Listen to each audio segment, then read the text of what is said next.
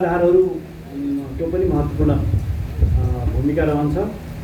पूर्वाधारकै निर्माण गर्ने कार्यमा आजका दिनमा स्वीकृत 2660 युनिट मध्ये झन्डै आधा जस्तो पूर्वाधारविहीन कार्यालयहरू छन्। त्यसमध्ये 1356वटा अस्थायी प्रहरी चौकीहरू छन्। यो स्थायीबाट चुडचाड पारेर तानतुन पारेर अस्थायी प्रहरी चौकीहरू बनाइएका छन्। अस्थायी प्रहरी चौकी बनाउन्जेलसम्म चाहिँ नबनाउन्जेलसम्म चाहिँ हारगुहार गरेर लौ कि लौ मेरो एरियामा अस्थायी प्रहरी चौकी बनाइहाल्नु पर्यो, अहिले चाहियो, भरे चाहियो, लौ चाहियो, नभई भएन भन्ने दौडी हिँड्नेहरू चौकी बनाए भोलिपल्टदेखि फरार, मान्छे सम्पर्क नआउने, त्यस्तो पनि हुन्छ कहीँ। त्यसो गर्दा गर्दा 1356वटा अस्थायी प्रहरी चौकीहरू भएछन्। 2660वटा स्थायी स्वीकृत दरबन्दीका चौकीहरू नै भवनविहीन छन्, शौचालयविहीन छन्, भान्साविहीन छन्। गजब छ, यहाँ यस्तो राम्रो शौचालय बनाउनु भएछ, एउटा नमुना शौचालय। भान्सा जस्तै शौचालय उत्तिकै महत्त्वपूर्ण हो। भान्सा महत्त्वपूर्ण देख्ने, शौचालय महत्त्वपूर्ण नदेख्ने, बाहिरतिर समस्या परे बेला महत्त्वपूर्ण देखिने प्रहरी, फेरि अरू बेलामा महत्त्वपूर्ण नदेखिने होइन। पेट दुखाए बेला डाक्टर महत्त्वपूर्ण देखिने, त्यसपछि फेरि डाक्टर चाहिँ देखि नसक्नु लाग्ने होइन। भोग लागेको बेला घरमा गृहिणी एकदम मजाको लाग्ने, महत्त्वपूर्ण देख्ने, फेरि पेट भरिएपछि महत्त्व नदेखिने जस्तो, त्यस्तो पनि हुनु भएन। यहाँ यो महत्त्वपूर्ण कुराहरू समय सान्दर्भिक र त्यसको चाहिँ महत्त्वको विषय, त्यो स्मरण चाहिँ निरन्तर हुनुपर्ने नै विषय हो। यसको क्षणभङ्गुर कुरा मात्रै चाहिँ होइन। अब यो यस्तो पूर्वाधारका यी आधारभूत कुराहरूमा हामीले जोड दिनै पर्ने आवश्यकता छ। आफ्नो मुलुकको सेवार्थ खटिएको विभिन्न ठाउँबाट पर्सा जिल्लामा आएको एउटा प्रहरी कर्मचारी दूर दराजमा कहाँबाट यहाँ आएको हुन्छ अथवा यहाँबाट दूर दराजमा खटिएको हुन्छ। पर्सा जिल्लाका कतिपय प्रहरी कर्मचारीहरू यो यहाँ वतन हुने बाहिर पर्नु भएको छ। बाहिर सेवाग्राही आउने एउटा चाहिँ वैधानिक ठाउँ, यो मेरो वैधानिक ठाउँ हो, मेरो सेवा प्रदायक ठाउँ हो भन्ने एउटा ठाउँ। कार्यालयमा आउने प्रतीक्षालय होस्, प्रतीक्षालयमा प्यास लाग्दा पिउने पानी होस्, त्यसपछि पानी पिएपछि फेरि खाएपछि विसर्जन गर्ने ठाउँ पनि होस्, त्यसपछि कार्यालयभित्र त्यो पूर्व आकलन गर्न सकिने त्यो प्रेडिक्टेबिलिटी, त्यो लोकतन्त्रको आधार हो, त्यो पनि होस्। मेरो काम कतिखेर सम्पन्न हुन्छ भन्ने पनि होस्। ती काम गर्नको लागि अफिसहरू हुन्, ती अफिसमा काम प्राथमिकताका आधारमा, जरुरीका आधारमा, समानताका न्यायका आधारमा हुन्। त्यसपछि त्यहाँ काम सम्पन्न भएपछि धन्यवाद दिन पाइयोस्। र त्यो गर्ने प्रहरी कर्मचारी बेलुकी कमसेकम दिनभरि काम गरेपछि बेलुकी फेरि एकछिन विश्राम गर्ने ठाउँ सुनिश्चित होस्। यी आधारभूत कुरा हुन् भने अब यसपछि 21औं शताब्दीमा आजका दिनमा प्रविधिको प्रयोगबाट हुने अपराधहरू पनि वृद्धि हुँदै गएको सन्दर्भमा यो प्रविधिको माध्यमले हुने अपराधहरू न्यूनीकरण गर्नको लागि प्रविधिकै सपोर्ट चाहिन्छ। डायमन्ड कट्स डायमन्ड भन् जस्तो अरूतिर त त्यो कट्स त्यो चाहिँ हुन्न कहीँ, तर डायमन्ड कट्स डायमन्ड, प्रविधि कट्स प्रविधि होइन। अब प्रविधिबाट हुने अपराधलाई फेरि त्योभन्दा सोफिस्टिकेटेड प्रविधिको प्रयोग गरेर अपराध नियन्त्रण गर्नुपर्ने हुन्छ। अब अहिलेको जमानामा प्रविधि धेरै माथि गइसक्यो। अब चोरी गर्ने मान्छे हेलिकप्टरमा उड्ला जस्तो, पक्रनु पर्ने मान्छे चाहिँ साइकलमा उड्ला जस्तो पनि अब मिल्दैन। समयले पनि हामीलाई यो सिकाउँछ। समयको सिकाइलाई बुझे जस्तो गरेर पनि हुँदैन, साँच्चै बुझ्नुपर्छ। साँच्चै बुझेको भन्ने दिन त्यो हो जुन दिन प्रविधिले सपोर्ट गर्छ, नागरिकको अपेक्षा अनुसार बुझ्ने अथवा उड्ने साधन हुन्छन्। त्यो कुराको स्मरण चाहिँ स्थानीय सरकारदेखि लिएर अब सबै सरकारमा, सबै तहका सरकारमा, कर्मचारी वर्गहरूमा यो हुनुपर्छ। त्यो हुँदाखेरि चाहिँ नागरिकले समयले सेवा प्राप्त गर्ने, त्यो सेवा प्राप्त गर्नुपर्ने नागरिकको नैसर्गिक अधिकारको सम्मान गर्दै सेवा प्रदायकले काम गर्नुपर्ने हुन्छ। अब यो कुराको लागि अहिले आजका दिनमा FCDO UK ले चाहिँ हामीलाई पूर्वाधार विकासमा, क्षमता विकासमा, व्यक्तिको क्यापेबिलिटी विकासमा, क्यापासिटी बिल्डिङमा यो तालिम र अन्य प्रक्रिया क्यापासिटी बिल्डिङमा पनि सहयोग गर्दै आएको छ।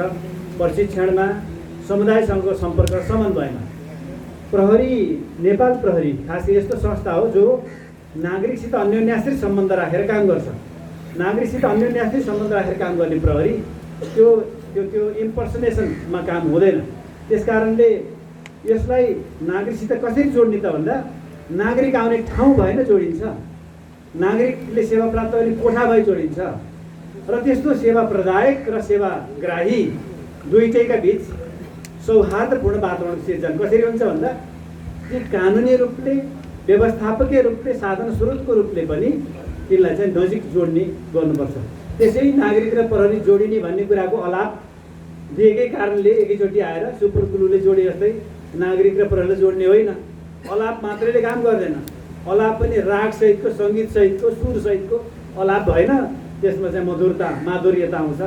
त्यस कारणले यो कुरालाई एफसिडियुकै यहाँनिर सर हुनुहुन्छ, इन्जिनियर सर अगाडि भन्नुभयो सबै ठाउँमा यो त्यो प्रोटोटाइप मोडलमा भएको हुनाले त्यहाँ धेरै समयको बचाउ गर्नको लागि हामी पैतालादेखि टुप्पीसम्म गएनौँ। बिल्डिङको पैतालादेखि टुप्पीसम्म नगइकन पनि हामीलाई थाहा भएको छ भनेर गइएन। अब यहाँहरूले त त्यो त्यहाँनिर दिनदिनै भोग्ने हो। त्यस कारणले हुन त दिनदिनै भोग्ने नभनौँ, सामान्यतया म यो कामना गर्छु कि जुन ठाउँमा चाहिँ कोही नागरिक जानु नपरोस् त्यस्तो समाज सिर्जना गरौँ सकभरता। त्यो समाज सिर्जना चाहिँ कोही जादुगरले आएर यहाँ एक रातमा छुमन्त्र गरेर गरिदिने होइन। त्यो त प्रत्येक व्यक्तिले त्यो चाहना राख्दा, त्यो किसिमको कर्म गर्दा, त्यो भावना राख्दा चाहिँ हुन्छ। त्यो भावना चाहना चाहिँ घर घरबाटै सुरु हुनुपर्छ, व्यक्तिबाटै ममा भन्दा सुरु हुनुपर्छ। तीन ठाउँ, एउटा त प्रहरी गाउँ हो। सगर कोही नागरिक प्रहरी गाउँ मुद्दा परेर, लफडा परेर, काण्ड परेर अनि चाहिँ फौजदारी अभियोग लगाएर विवाद भएर आउनु नपरोस्, यही प्रहरी कार्यालयहरूमा धाउन नपरोस्, आउनु नपरोस्, त्यो कामना गर्छु। दोस्रो, मापसी खाएर, लापसी खाएर, टाउको फुटाएर, बङ्गारा झारेर फेरि त्यहाँ कहाँ गर्दै फेरि हस्पिटलतिर जान्न परोस्, अर्को त्यो जान्न हुने ठाउँ त्यो पनि हो होइन। खानुको खानु, छानु पनि खानु गरेर अखाद्य खाद्य सबै खाएर फेरि हस्पिटलतिर दौडिनु पनि नपरोस् भने ठिक्क खानु पऱ्यो नि, त्यो पनि होस्। अर्को ठाउँ त्यहाँ पनि जान्न परोस्, अर्को कोर्ट कचहरी गर्न नपरोस्, श्रीमानले योसिन्छ त्यहाँ पनि जान्न परोस् भन्ने हो। यी तीन ठाउँ जान्न परेपछि कस्तो कायदाको समाज हुन्थ्यो होला, सभ्यताको समाज र हामीले सोचे जस्तो युटोपियन सोसाइटी भन्छ त्यसको समाजको सिर्जना हुनलाई चाहिँ सम्भवतः त्यसले यो किसिमका सोचले काम गर्थ्यो होला। अब हामी त्यसको परिकल्पना गरौँ, त्यो परिकल्पना हामीले गऱ्यौँ भने सार्थकता पनि हुन्छ। जसले परिकल्पना गर्छ सार्थकता हुन्छ। त्यस कारणले त्यो परिकल्पना सबैले गरेर त्यो सार्थकतामा पुर्याउनको लागि हामी सबैको सामूहिक एकल भावनालाई सामूहिकतामा रूपान्तरित गर्दै सामूहिक भावनालाई विस्तारित गर्नुपर्ने आवश्यकता छ। त्यो वीरगन्जबाट हुँदा के गल्ती हुन्छ, यो कुराको सभ्यताको विकास वीरगन्जबाट हुँदा के गल्ती हुन्छ, केही गल्ती हुन्न। त्यस कारणले यहीबाट होस् हामी होइन। त्यस कारण यो पनि होस् भन्ने चाहन्छु। त्यो गर्दाखेरि एफसिडियुले फेरि बिल्डिङ बनाउनु पर्दैन, थोरै भए पनि भइहाल्यो नि त। त्यस कारणले हामी यो चाहना गरौँ र त्यो गरौँ। अब हामी 21औं शताब्दीमा बिल्डिङ बनाएको खुसियालीमा छौँ। हामी अरू धेरै काम गर्नु पर्थ्यो। हामी त मुद्दा कम गरेको, बाल मृत्यु दर घटाएको, महिला मृत्यु दर घटाएको, झगडा घटाएको, दुर्घटना घटाएको, लागु औषध सेवनकर्ताहरू घटाएको, बेचबिखनकर्ताहरू निमिट्यान्न भएको, त्यो पारीबाट ल्याउने तस्करीका सामानहरू नगरेको, आफ्ना आँगनमा फुल फुलाएको, आफ्ना आँगनमा भमरा डुलाएको, त्यस्तो हेर्न पाए पो हुन्थ्यो होइन। अब चाहिँ उता गरेर चाहिँ खोसाखोस, तानातान, हानाहान, गीत पनि फेरि त्यस्तै लेख्छन्, तानातान भयो, हानाहान भयो। अनि त्यस्तै देखेर लेख्ने, देखेर लेख्ने, देखेर देख्ने होइन, त्यो होला। त्यस कारणले यो कुरा पनि म यहाँ थोरै स्मरण गराउन चाहन्छु। अब यो त मुलुकभरि हो, साथै बहुभाषिक बहुसांस्कृतिक पहिचान भएको बोकेको यो नगरीमा यत्रो धेरै व्यवसायको, उद्योगको, कल कारखानाको, बहुसांस्कृतिक, बहुआयामिक, धार्मिक, बहुभाषिक ठाउँमा यहाँ चाहिँ यसलाई समृद्ध बनाउनुपर्छ। समृद्ध खालि आभूषण पहिरिएर, आभूषण अथवा राम्रा घर चिल्ला गाडीले हुने होइन। त्यो समृद्धि भनेको चाहिँ हाम्रो बोली भाषाको परिष्कृतता, हाम्रो बसाइ उठाइको परिष्कृतता, खाद्यको परिष्कृतता, हाम्रो स्वभावहरूको परिष्कृतता, जस्तो चिज हामीले अरूले हामीलाई नगरोस् भन्ने चाहन्छौँ त्यस्तै चिज हामीले नगर्ने कुराको हुँदा यो चाहिँ गजब हुन्छ। र यस्तो हुनको लागि यो ठाउँमा सुरक्षाको विषय, सामाजिक सद्भावको विषय, सेवा प्रवाहको विषय प्रभावकारी हुनुपर्छ। यही वीरगञ्जमा हो, झन्डै निर्वाचनको बेलामा झडप गर्ला कि भन्ने चिन्ता होइन। यो चाहिँ झडप गर्ने उसलाई देखाउने गरेर हामी कहिले पनि कहीँ गन्तव्यमा पुगिन्न। कसैले सबैले ममा भन्दै सुधार्नुपर्ने हुन्छ। सामाजिक सद्भाव कायम गर्ने चाहिँ सबैको दायित्व हो। यहाँ अरू सबैले बिगारेको ठाउँमा एउटा प्रहरी युनिफर्म लागेको एउटा व्यक्तित्व 5 फिट 5 इन्चभन्दा माथिको वरिपरिको व्यक्तित्व आएर त्यहाँ फ्याट जादु गर्ने होइन। त्यस कारण यो सद्भावबाट सभ्यतामा जानको लागि चाहिँ त्यो केही त्यस्तो नहोस् भन्ने हामीले कामना गर्छौँ। र त्यो नहुनको तर्फ शान्तिपूर्ण समाज हुनको लागि, सुरक्षित समाज हुनको लागि, सद्भावपूर्ण समाज हुनको लागि, सांस्कृतिकको सम्मान गर्ने समाज हुनको लागि र हामी सबैले गौरवमय वीरगञ्ज, विशाल वीरगञ्ज, विशाल हृदय भएका मान्छेहरूको सहर वीरगञ्ज भनी परिचित गराउनको लागि यो हाम्रो सबैको भूमिका उत्तिकै महत्त्वपूर्ण छ। प्रहरीको भूमिका पनि महत्त्वपूर्ण छ। हामीले सहिष्णुतापूर्ण समाजको सिर्जना गर्नको लागि प्रतिनिधिको रूपमा यहाँ उपस्थित सबै महानुभावहरू र अन्य सबै यो प्रतिनिधित्वपूर्ण हिसाबले सबै नगरवासी, सहरवासी, मुलुकवासी, विदेशमा बसेका हाम्रा चाहिँ सबैवासीले को पनि भूमिका हुन्छ। यो वृद्धि होस् भन्ने हामीले कामना गर्छौँ। यो कामना हामी सबैले गरौँ र यो चाहना गर्छौँ र कामना गर्छौँ। कामना अनुसारको त्यो चाहिँ होस् भन्ने पनि मेरो यसै अवसरमा मैले यो समयलाई यहाँ लिन चाहन्छु। यहाँ चाहिँ भोजपुरी, नेपाली, मैथिली तथा मारवाडी समुदाय बिचको आपसी सद्भाव कायम राख्दै विभिन्न किसिमको धार्मिक सांस्कृतिक सम्पदाको संरक्षण गर्दै धार्मिक सहिष्णुताको प्रदर्शन, सम्वर्धन तथा प्रभावकारी रूपमा सुरक्षा व्यवस्थापनको लागि प्रहरी पनि साधन स्रोत सम्पन्न हुन जरुरी छ। प्रहरी चाहिँ चाहिँदाखेरि ल प्रहरी भन्ने अनि साधन स्रोतविहीन प्रहरी, हेलमेट नभएको प्रहरी, लट्ठी नभएको प्रहरी, असबाब नभएको प्रहरी पनि पनि गर्न सक्दैन नि। यो आधारभूत सामान्य ज्ञानको विषय हो। अहिले हामीले थोरै व्यवस्थापन गर्दैछौँ। यसले हाम्रो 30% व्यवस्थापन हुन्छ र अहिले व्यवस्थापन गर्दै जाने क्रममा छौँ। बल्ल अहिले यो विगतका समस्याहरूले पनि केही पाठहरू सिकाएको छ र अब यो चाहिँ झगडै नभए 3 ठाउँ जान पर्ने छैन र जान नपरोस् भन्ने चाहना छ। त्यस कारणले यो पनि मैले पुनरावृत्त गर्दै मैले यहाँ भने अब प्रहरी पनि कुनै अर्को ग्रहबाट आएको एलियन पनि होइन। एलियनलाई चाहिँ व्यवहार गर्न पर्ने पनि छैन। त्यस कारणले प्रहरी यही ग्रहबाट, यही मुलुकको, यही धरतीको, यही समाजको उपज भएको हुनाले तिनीहरू हामी जस्तै मान्छे हुन्। यिनलाई पनि अलिअलि बस्ने ठाउँ, अलिअलि खाने ठाउँ, अलिअलि सुत्ने ठाउँ, अलिअलि थकाइ मर्ने ठाउँ, यिनका पनि भावना, यिनका पनि चाहना, यिनका पनि पारिवारिक सुख यी सबै हुन्छन् भन्दाखेरि त्यो सह्रदयता, त्यो इम्प्याथी चाहिँ सबैमा हुनुपर्छ। र त्यस्तो हुनेलाई वीरगञ्जमा त झन्डै 40 डिग्री पुग्छ। आज कति डिग्री छ टेम्परेचर? आज जति डिग्री छ यो गर्मीमा पसिना सबैले काट्नु भएको छ। यस्तै पसिना काट्नुपर्ने अवस्थामा चाहिँ बाहिर फिल्डमा बसेर दौडेर काम गर्न गाह्रो छ। त्यो काम गर्न गाह्रो छ भन्ने कुरालाई पनि बुझेर कमसेकम एउटा भवन होस् र त्यहाँबाट सेवा प्रदान होस् भन्ने कुराले त्यहाँ चाहिँ घाम पानीबाट ओत लाग्ने ठाउँको आवश्यकता छ भन्ने कुरा महसुस गरेर हाम्रो आग्रहलाई पनि, हाम्रो अनुरोधलाई पनि स्वीकार गरेर एफसिडिओले यो भवन बनाइदिएको छ।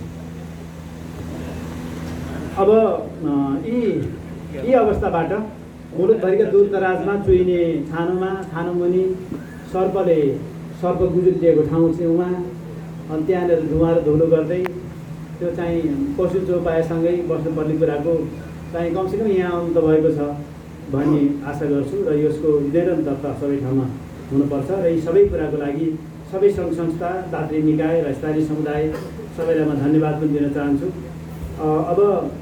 अब यति गरेपछि भवन बनिसकेपछि अब फेरि दायित्व आउँछ सुरक्षित र सम्मानजनक वातावरणमा काम गर्न पाउनु र प्रभावकारी सेवा प्रदान गर्नु प्रहरीको दायित्व अझ बढेको छ। नागरिकहरूबाट प्राप्त साथ, सहयोग, समर्थन र सद्भावबाट अझ उत्प्रेरित भएर काम गर्नको लागि प्रहरीले आफ्नो दायित्व बोध पनि गर्नुपर्छ र आफ्ना यहाँ आउने सेवाग्राहीलाई 1 नम्बरमा भाषागत रूपमा शुद्धता ल्याएर 2 नम्बरमा उनका कामहरू आफ्नो क्षेत्राधिकारभित्र पर्ने कामहरू टाइमली सम्पन्न गरेर काम गर्नुपर्छ। त्यसमा इफ बट केही कुराले काम गर्दैन, त्यो समयमै सम्पन्न गर्नुपर्छ। नहुने काम चाहिँ यो ठाउँबाट हुन्छ भन्दाखेरि सबैले बुझिहाल्नुहुन्छ। र अझ खास गरिकन महिला, बालबालिका र ज्येष्ठ नागरिक अत्यन्त संवेदनशील वर्ग भएको हुनाले, जोखिममा रहेको पनि वर्ग भएको हुनाले उहाँहरूलाई सेवा, सुरक्षा, सहायता र न्यायको मार्गमा लैजानु, त्यो मार्ग प्रशस्त गर्नु, फेसिलिटेट गर्नु हाम्रो परम दायित्व हो भन्ने सम्झेर वीरगञ्जका प्रहरीहरूले काम गर्नुहुनेछ।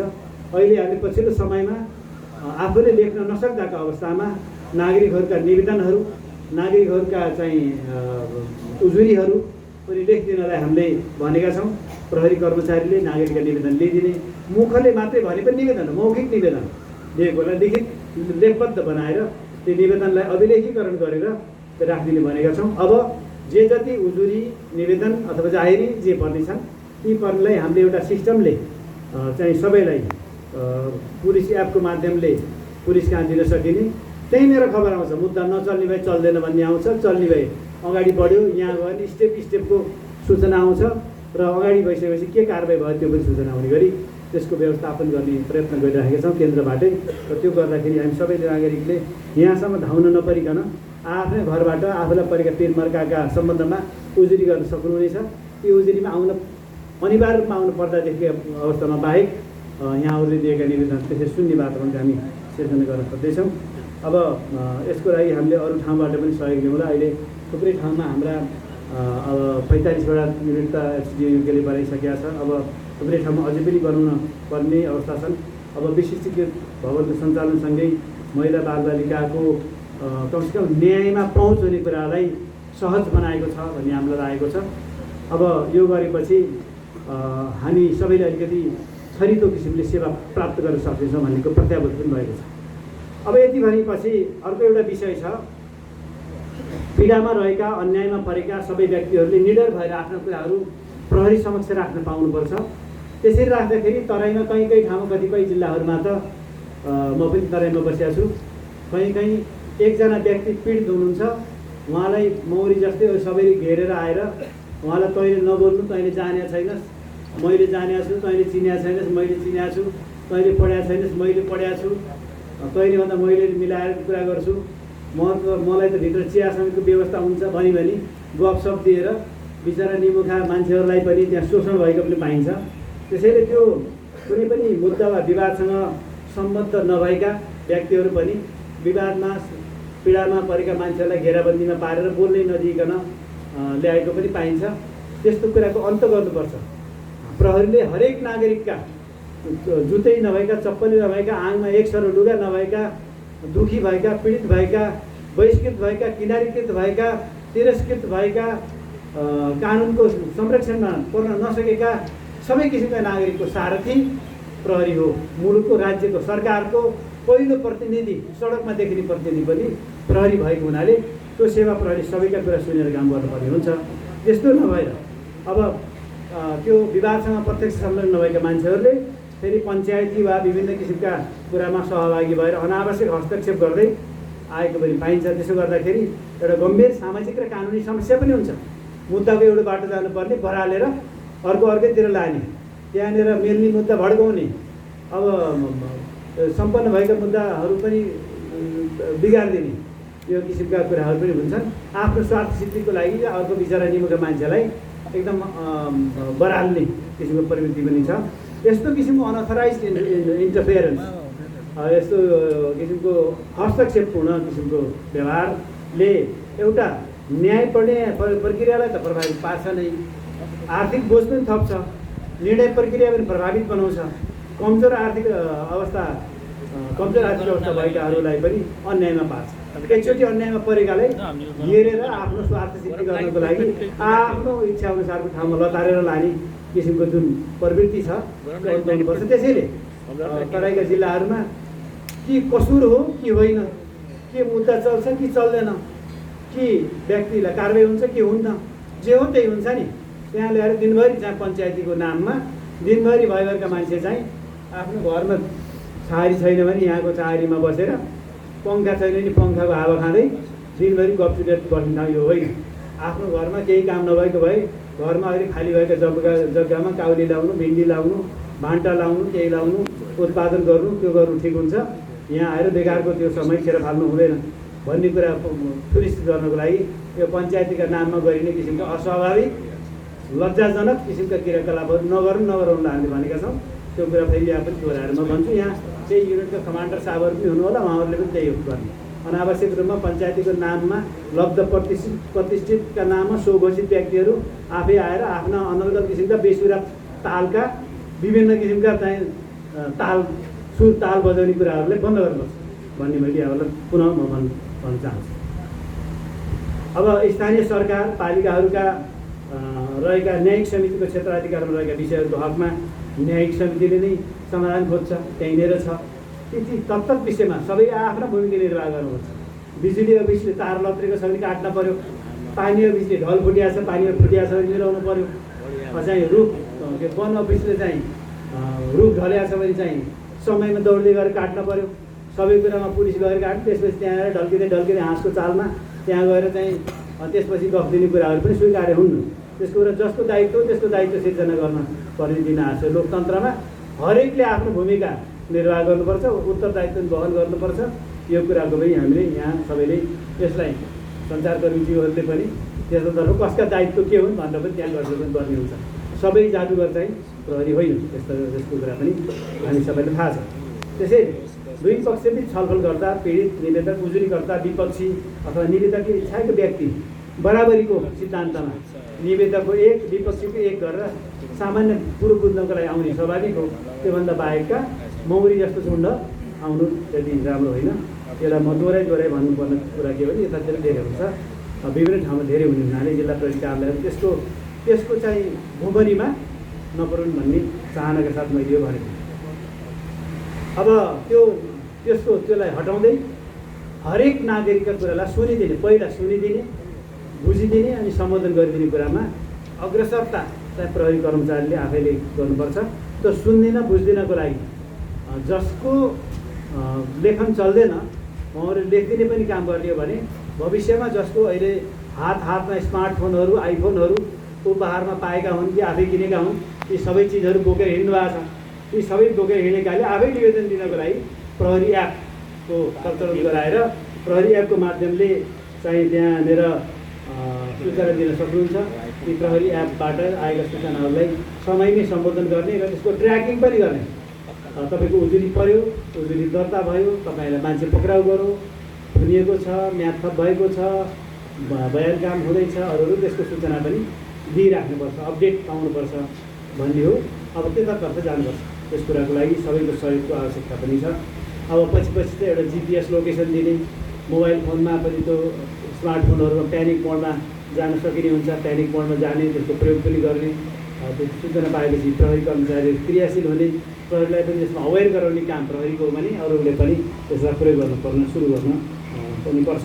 जसरी हामीले अनलाइन पुलिस क्लियरेन्स रिपोर्टलाई हामीले अप्लाई गर्छौँ, अप्लाई गरेको र हुने भए हुने भनेर आउँछ, नहुने भए के मिलेन भन्छ, त्यो मिलेपछि फेरि फुत्त त्यो रिपोर्ट आउँछ। त्यसै गरी अरूहरूको पनि त्यो हुन्छ र अरू सेवा प्रदान गर्ने कार्यालयहरूबाट पनि सेवा मैत्री किसिमले, जसरी नेपाल प्रहरीले सर्वप्रथम यो प्रविधिको प्रयोग गरेर पुलिस क्लियरेन्स रिपोर्ट व्यक्तिलाई नभेटिकन आयो।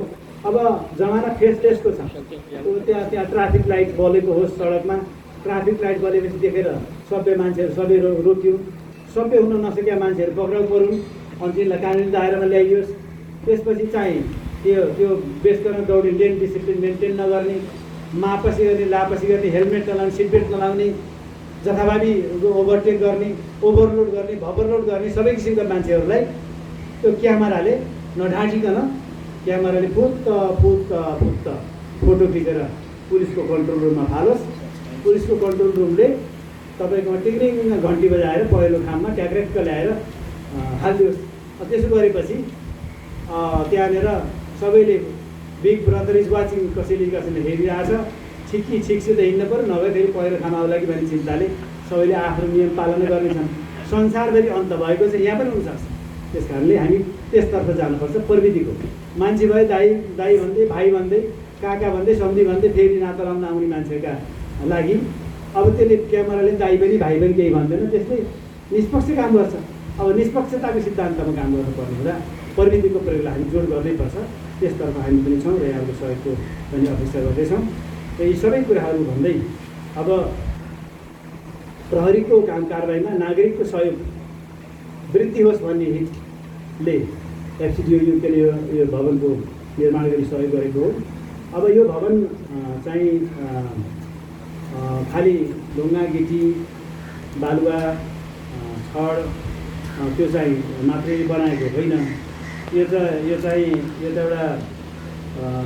यो भवन त एउटा अथोरिटी हो, स्टेटको अथोरिटी हो। भवन जस्तो भए पनि त्योभन्दा नराम्रो भए पनि अझ राम्रो भए पनि एउटा अथोरिटी हो, जहाँबाट राज्यका कुराहरू त्यहाँ निश्चित हुन्छन्। त्यो हो र त्यो जसबाट यी भवनबाट जहाँबाट सेवा प्रदायकहरूले सुशासनको, पारदर्शिताको, सहज र शीघ्र सेवा प्रवाहलाई प्राथमिकता दिनेछन्। कुनै पनि बहानामा सेवाग्राहीलाई दुःख दिने, हैरानी दिने र कारबाही चाहिँ लाई ढिला गर्ने कुरा गर्ने छैनन्। र त्यो सेवाग्राहीलाई प्रदान गर्न नसकिने सेवा पनि यस कारण सेवा प्रदान गर्न सकिन्न भन्ने कुरो हुनेछ। सेवाग्राही पनि मिठो भाषा बोल्न सबैलाई जरुरी छ, सबैलाई मिठो मनपर्छ, राम्रो मनपर्छ। त्यसैले राम्रो सेवा पाउनलाई राम्रो बोली गर्छ भने आवश्यकता पर्छ। If you can't help us we can't help you भन्छ कतिपय कर्पोरेट हाउसहरूमा गएपछि। If you can't respect us we can't respect पनि भन्छ कतिपय ठाउँमा। यो रेस्पेक्ट देन दुइटै को उत्तिकै जरुरत छ। र यो कार्यमा वीरगञ्ज चाहिँ अब सबै ठाउँभन्दा यो अलि क्रियाशील, अलि अरूभन्दा जागरुक, अरूभन्दा अलि सुसूचित, अलि बिजनेस ओरिएन्टेड, नेपालको अर्थतन्त्र ठुलो टेवा दिएको अत्यन्त चलायमान ठाउँ हो। राति ढिलोसम्म चलायो, बिहान पनि ढिलोसम्म अचलायमान हुन्छ। अलिअलि यो चाहिँ छ जस्तो लाग्छ मलाई। यो चलायमान हुने ठाउँमा हामी यहाँबाट जसरी सूर्यले पूर्वदेखि उदाएर चाहिँ जगाउँछ मान्छेलाई, यो व्यापार बिजनेसले फेरि वीरगञ्जदेखि उदाएर नेपाललाई जगाउँछ। यो जगाउने काममा वीरगञ्जले जसरी अग्रणी भूमिका खेलेको छ उद्योग व्यवसाय बल कारखानामा, र यसको जागरणको सन्देश, विकासको सन्देश, समृद्धिको सन्देश र यो नागरिकको सद्भावको सन्देश, सांस्कृतिक सद्भावको सन्देश, एकदम मिलनसार सबै नागरिकको सन्देश दिने वीरगञ्ज बनोस्। यो बन्ने कुरामा प्रहरी कर्मचारीहरूले आफ्नो भूमिका इमान्दारीपूर्वक प्रवाह गरून्। इमान्दारीपूर्वक सेवा प्रवाह गर्न नसक्ने प्रहरी कर्मचारी पनि आवश्यकता पर्दैन। त्यस्ता इमान्दारीपूर्वक सेवा प्रदान गर्न नसक्ने अनावश्यक कर्मचारीहरू पनि छाँटेर तिनलाई काटेर अन्त पठाउने कामको लागि पनि जिल्ला प्रहरी कार्यालय, प्रदेश प्रहरी कार्यालयले अग्रणी भूमिका खेलोस्। र राम्रा मान्छेहरूको आवश्यकता छ हामीलाई मुलुकभरि सबै ठाउँमा, सबै क्षेत्रमा, सबै समाजमा। त्यसले राम्रा मान्छेहरूको सम्वर्धन गर्दै, संरक्षण गर्दै हामी सबैले अगाडि सिक्दै सभ्य समाजको सृजना गर्ने बाटोमा अगाडि बढ्ने अवस्था होस्। यसै गरी आज यो भवन निर्माण कार्यमा सहयोग गरी प्रशंसित हुनुभएका, प्रशंसा पत्रबाट सम्मानित हुनुभएका महानुभावहरूलाई पनि यहाँको उत्तरोत्तर प्रगति र निरन्तर प्रशंसासहितको जिन्दगीको लागि कामना गर्छु।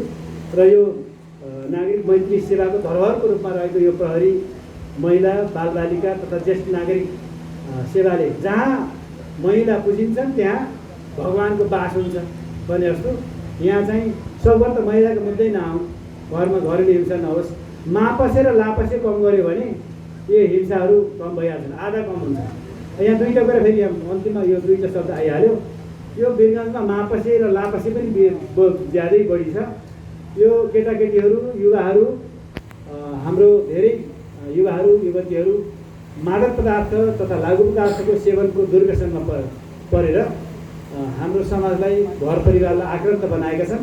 त्यसैले मापसे र लापसे विरुद्ध, खास गरी लापसे लागु पदार्थ सेवन विरुद्ध, लागु पदार्थको कारोबारी, बिक्री वितरक, ओसार पसार गर्नेहरूलाई निर्ममतापूर्वक कानुनी दायरामा ल्याउन जिल्ला प्रहरी कार्यालयले थप सक्रियता अपनाओस्।